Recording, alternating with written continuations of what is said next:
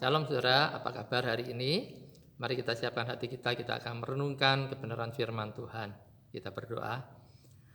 Bapa kami dalam surga, kami bersyukur untuk hari ini. Terima kasih Tuhan untuk pemeliharaan-Mu. Kami boleh ada sebagaimana kami ada sampai hari ini. Kami akan belajar firman-Mu, mohon berkat-Mu atas kami. Demi nama Tuhan Yesus, amin. Saudara, pertengkaran adalah sebuah perkara yang tentu tidak asing bagi kita. Kita seringkali mendapati itu ada di sekitar kita. Kita melihat pertengkaran seseorang dengan yang lainnya, pertengkaran antara suami dan istri, pertengkaran antara keluarga satu dengan keluarga lainnya, pertengkaran antar kelompok, bahkan pertengkaran antar bangsa. Nah saudara, fenomena apa yang biasanya kita dapati dalam pertengkaran itu? Yaitu masing-masing pihak akan mengklaim dirinya yang benar dan lawannya adalah pihak yang salah. Mereka berjuang sedemikian rupa, mereka melakukan pertengkaran untuk memperebutkan kemenangan. Karena mereka mengira kalau dia menang itu berarti membuktikan bahwa dia benar. Yang kalah itu berarti memang dia salah. Nah maka orang akan berjuang, aku tidak mau kalah, aku harus menang. Nah, ini repotnya di sini. Nah, sebenarnya apa sih sesungguhnya yang mereka pertengkarkan? Mungkin bisa harga diri, atau mungkin juga sebagai pengakuan untuk pengakuan siapa yang terhebat, terpintar, atau yang memang terbenar. Benarkah kita punya sikap seperti ini sebagai anak Tuhan? Nah, saudara, sebenarnya pertengkaran ini tidak perlu terjadi jika kita belajar hidup dengan hikmat. Tentunya bukan hikmat sembarangan, tapi kita akan belajar firman Tuhan hari ini dari Yakobus 3 ayat 13 sampai 18, lalu kita sambung Yakobus 4 ayat 1 dan 2. Saya akan membacakan bagi saudara sekalian.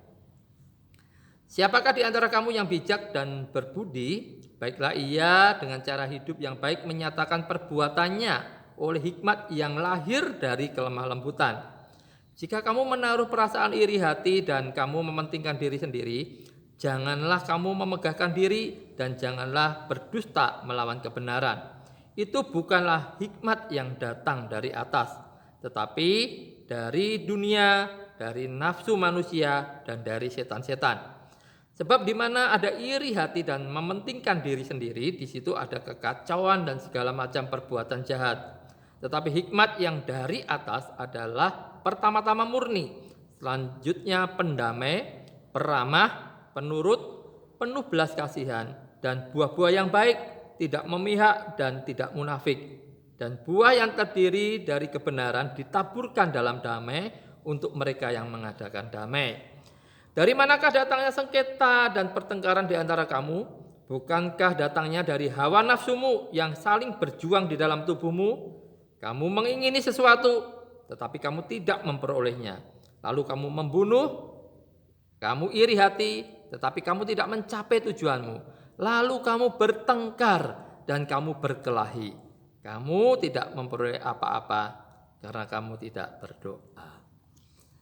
Hikmat yang dari atas tidak sama dengan hikmat yang dari dunia, dari nafsu, dan dari setan-setan. Hikmat dari Allah akan membawa cara berelasi yang baru dengan sesama. Ini akan menjadi perjuangan untuk mengalahkan hikmat dari dunia, dari nafsu, dan setan-setan. Nah saudara, hikmat dari dunia, dari nafsu, dan setan-setan ini nampak seperti apa?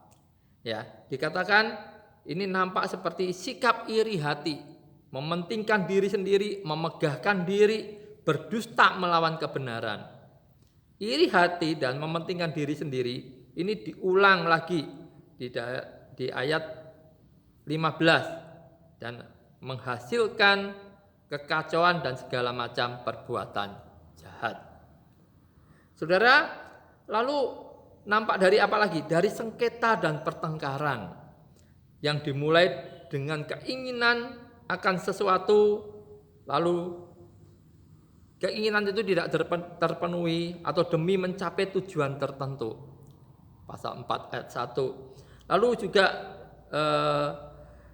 hikmat dari dunia nafsu dan setan-setan nampak dari persahabatan dengan dunia, hidup untuk memuaskan hawa nafsu, kecongkakan dan lain sebagainya. Kalau saudara teruskan pembacaan di pasal keempat. Nah, kita akan melihat sekarang bedanya hikmat dari atas itu nampak dari mana? Nampak dari cara hidup yang baik, lahir dari kelemah lembutan, sikap murni, pendamai, peramah, penurut, penuh belas kasihan, menghasilkan buah-buah yang baik, tidak memihak dan tidak munafik. Ya, lalu nampak juga dari buah kebenaran yang ditaburkan dalam damai dengan semangat mendatangkan damai. Ya, di pasal 4 ayat-ayat berikutnya dikatakan nampak dari kerendahan hati.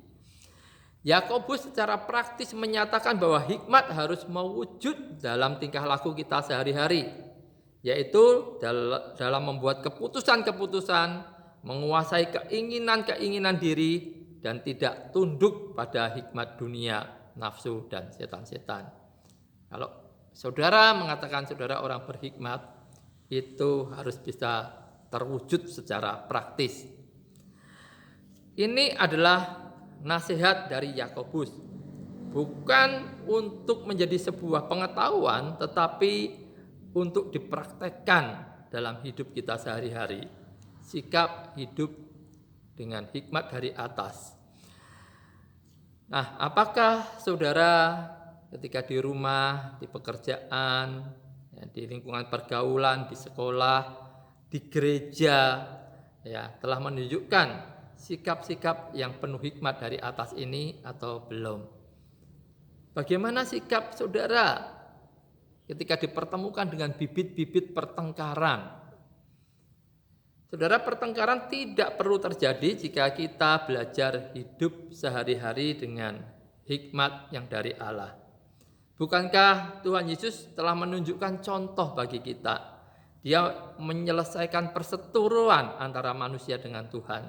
Dia mendamaikan hubungan Tuhan dan manusia melalui karyanya, penderitaan dan kematian di kayu salib. Bukankah Tuhan Yesus telah melayani dengan rendah hati? Ini menjadi teladan bagi kita. Bukan untuk menjadi yang terbesar dan yang pertama, tetapi menjadi yang terakhir dan pelayan dari semuanya. Ia bahkan rela melayani orang-orang yang tersisihkan, orang-orang yang kecil, yang seringkali tidak dipandang. Saudara, mari kita kenakan hikmat yang dari Tuhan. Jangan pakai hikmat dari dunia yang penuh nafsu, hikmat yang dari setan-setan. Ya, semuanya akan menimbulkan pertengkaran. Kecongkakan itulah yang kita bangga-banggakan. Mari kita memiliki kerendahan hati. Tuhan Yesus sudah memberikan teladan bagi kita. Mari kita mampu untuk mengasihi dan melayani dan menjadi pembawa damai. Tuhan Yesus memberkati. Mari kita berdoa. Terima kasih Tuhan untuk renungan hari ini. Biarlah kami yang sudah mengaku sebagai orang percaya, kami tidak lagi mengenakan hikmat dari dunia, dari nafsu dan setan-setan, tapi kami mau mengenakan hikmat dari Allah, dari atas. Hikmat yang penuh dengan kerendahan hati, kemurnian, untuk kami boleh membawa damai. Tuhan, tolonglah, pakailah kami semua menjadi alat di tangan Tuhan untuk membawa damai bagi banyak orang di dunia ini. Berkati semua umat-Mu. Demi nama Tuhan Yesus kami berdoa. Amin. Tuhan Yesus memberkati. Sampai jumpa lagi.